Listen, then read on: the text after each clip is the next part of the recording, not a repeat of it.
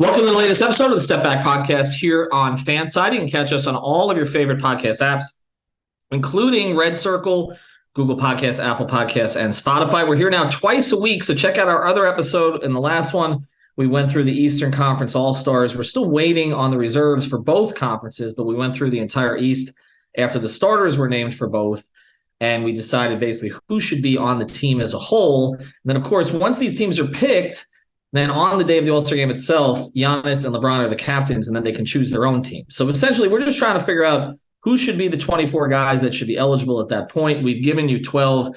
Brady Hawk, you can follow at Brady Hawk 305, and me, Ethan Skolnick. You can follow me at Ethan J. Skolnick at 5 Reasons Sports. That's the number 5 Reasons Sports.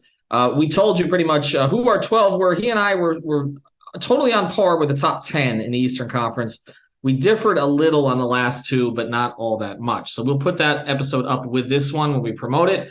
We're going to go through the Western Conference today, and let's start here with the starters. We did the same thing in the Eastern Conference.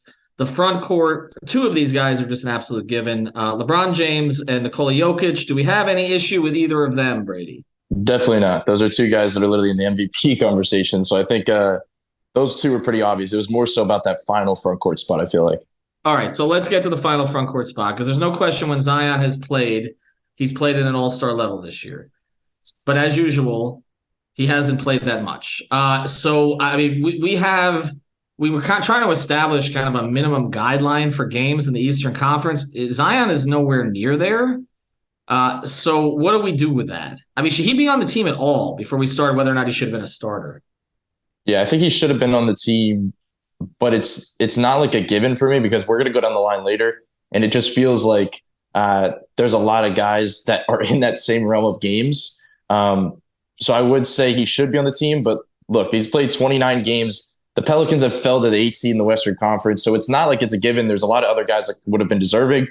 But it's also, this is an all-star game, and it's about kind of those guys that pop. And Zion's just one of those guys. So I'm not surprised he got it. But the fact that he's in that upper 20 range that's a tough number. All right. If not him, Brady, who?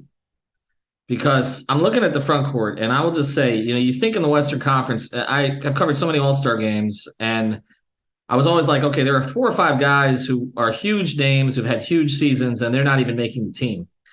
I don't see that this year. Anthony Davis has hardly played at all. There are not a ton of great bigs in the Western Conference this season. And so, I mean, the two names that keep popping up here would be Lauri Markkanen and Sabonis. And before the season, I don't know that anybody would have considered, certainly Markkanen not an all-star. I mean, he was essentially, when that trade was made for Donovan Mitchell, Markkanen was, okay, it's a nice piece that they'll probably move again. Not, he's going to become a cornerstone of the Utah franchise. And we'll see if they re-sign him or if he's moved at the deadline. And then Sabonis, we talked about the guy that he was traded for, Halliburton, who you think is an all-star. I think is borderline all-star in the Eastern Conference. But Sabonis' numbers are good enough. Would those be the only two guys that you would consider for that third front court spot? Yeah, I would say so. I'd say it's tougher for Markkanen because I don't know how you make the case for like a guy that's barely in the play-in to be a starter. Like, it feels like that's just tough. But Sabonis, I think, has a valid case. Like, that would be the guy I think you would throw in the mix. The fact that nobody had this Kings team on the map at all in this range. The fact that he's kind of been their best player on a team that's a 3 seed that is overly going through the expectations. Bare numbers, I think people look at it and see that he hasn't cracked the 20 mark. So how can a guy that doesn't crack the 20 mark get in that all-star starter range? But look, he's played 46 games. He's averaging 19, 12, and 7. Like, he's kind of been the base of that Sacramento Kings team. So if there was a guy, I would say it would be Sabonis, and we'll get into him next because he's, I think, a lock for the reserves range. All right, but we're going to put him on the reserves. So he's going to be one of our reserves. It's just we had a couple in the Eastern Conference we said are definitely going to be reserves. We're going to put Sabonis to the side as we pick 7 reserves. He's going to be one of them. Let's go to the backcourt in the Western Conference. Luka, there's no debate, so no discussion necessary. The second spot there, would you have gone with Ja over Steph Curry because of games? No, I don't think so. I think Steph is Steph. It's one of those things. I just don't know how. Like, as much as we talked about the Eastern Conference stuff, like bringing KD off the bench just doesn't seem like it's something the NBA is going to do. And bringing Steph off the bench in this kind of season he's having, I don't think it's possible. I think he's You mentioned the games. I think, what is he, 8 games less played than Ja, but he's averaging 36-6. I think you might be able to make a better case for Shea just because his base numbers have been better. But also, I just don't think you're going to start a guy that's in the 11 seed over Steph Curry. So I don't have a problem with that one. Well, the funny thing about the 11 seed is we're speaking here, just to be fair on that. The Warriors, as we're talking, are in the 6 seed. The Thunder in the 11 seed. They are 1 game apart. Yeah. Literally 1 game apart. In fact, if you even go up a little further, the Clippers are in. I've never seen it like this. It has never been like this before. The Clippers are in the 4 seed. They are 2 games ahead of the Thunder, who are in the 11 seed, and 3 games ahead of the Trailblazers, who are in the 12 seed. It's almost like the season hasn't even happened. It's like everything that's happened at this point has been largely irrelevant. So the records, I don't know that we can talk about seeding. I think we've got 2 teams in the Western Conference who've clearly established themselves as the best, which have been Denver and Memphis. The Kings have been this unbelievably surprising outlier. Okay. And then everybody from the Clippers, Wolves, Warriors, Mavericks, Pelicans, Suns, Jazz, Thunder, Blazers, and honestly the Lakers, since they are only 3 games behind the 5 seed, 3.5 games behind the 4 seed. No wonder LeBron wants them to trade for more players. I just throw that 4 through 13 in a blender. Like there is no difference really between any of these teams. The Clippers are going to have 1 bad week and be behind the Lakers. I mean, and they're 4 and 13. So I don't think we should take seeding into account. I think it's performance, and I think it's games played in the Western Conference. And, as I look at it, I say obviously Steph should be on the team, so we don't really have to have that conversation. I do think if that's the case, we put SGA on the team, right? That's a given. OKC, doesn't matter the seed. They could be the 12 seed, 13 seed. Guys had a monster season, right? He's in? Yep, he's in. Okay, Ja's in. Correct. We put Sabonis in. So that's 6 through 8. Okay, we got 4 spots left. Okay, so now let's take before we get to sort of the bottom of this, I want to look at the 2 teams at the top of the conference because they have separated themselves. Do either the Grizzlies or the Nuggets deserve a second player? Like I was kind of saying, I think a case can be made. I think Jaren Jackson and Aaron Gordon have kind of been thrown in the conversation of a case to be made.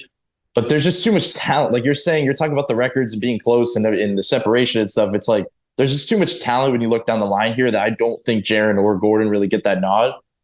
So a case can be made, but I just don't know how valid it's going to be. So I don't think so. I think they both teams probably just get their 1 main guy.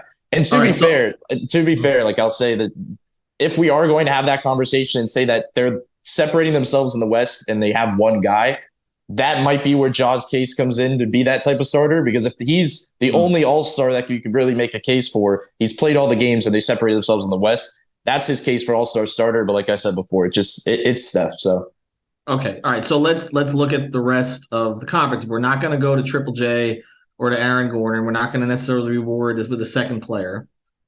Do the Sacramento Kings deserve a second player? Would you put De'Aaron Fox on this team? Yeah, I would. That was what the kind of that wild card spot. I think, like I said, it's wild because we're not including like the second best player on the other 2 teams we are for here. But that's kind of how they've been built. Like they've been built around these 2 players that have been very good for them. He's averaging 24, 4, and 6, and they added that new clutch award, and he's probably looking at himself to get that award. Like he has been insane. Like the Kings have been in so many clutch games. He has 108 clutch points. Like that's only behind DeRozan. But he's shooting 60% in the clutch. Like he has been so good in that range. He's won them game after game to get them in that spot where it's like there's a lot of talented guards in the bottom of this list, but it feels like Fox is deserving, I think. Okay, so we're already adding Ja, SGA, and Fox to the backup backcourt. I think we've got room for only 1 more. So let me give you the list of names. Former teammates in Portland, CJ McCollum and Dame Lillard, Anthony Edwards, and Devin Booker, who hasn't played a whole lot. Desmond Bane might have been the second All-Star in Memphis if he had played more consistently. I'm saying you got 1 more guard, who are you taking? I have Dame. I think it has to be Dame. Like you were mentioning the record's not mattering. They're in the 12 seed, but like I said, like they could make a trade and kind of build back up to that top 6 range. Like they were just in the 1 seed for a while. Even though it feels like he's missed more games. Like when you look at we keep talking about the games played, and I keep finding it interesting the more I look at it, because it feels like he's missed a lot more, but he's still at the 37 mark, which is pretty good in today's league. Like, that's not a bad number, which is very sad, but it's like a decent number for an all-star against these other guys. So 37 games played. He's averaging 37-4. He's obviously the best player on that team. I think he would kind of get the final guard spot for me. Okay, so now we're at 9 players. Well, actually 10 players because Zion's on there, even though we might not necessarily have put him there. We've got only one team that's got 2 guys. Otherwise, you're pretty much just spreading it around the conference. We got 2 spots left. I don't want to take another guard. Are we eliminating Devin Booker so that Phoenix has no representation? Yeah, I think he's at 29 games, which is actually same number of games as Zion, which that does not feel like it. I feel like Zion's played more actually than Booker. I feel like we haven't watched him in ages, but I don't know. Booker has not played enough, and the fact that the Suns have not been good either may help his case. But there's too much guard play in this conference to just give him a spot with 29 games. All right, so we're not going there. Does Paul George get a spot? So this is weird because I was going back and forth between these 2 guys, and it was Anthony Edwards. He can qualify for the front court spot, correct? Yes. Or am I wrong? So no. This is where I was looking at because I was going back and forth between these 2 players, and I was comparing the 2, and I was looking at Paul George is averaging 24, 6, and 5. Anthony Edwards is averaging 25, 6, and 5. So almost the same exact numbers. You talk about the records. The Clippers are a 4 seed. The Timberwolves are a 5 seed. But like you said, it's 28 and 25, 27 and 25. They're basically the same exact range. So they're so comparable.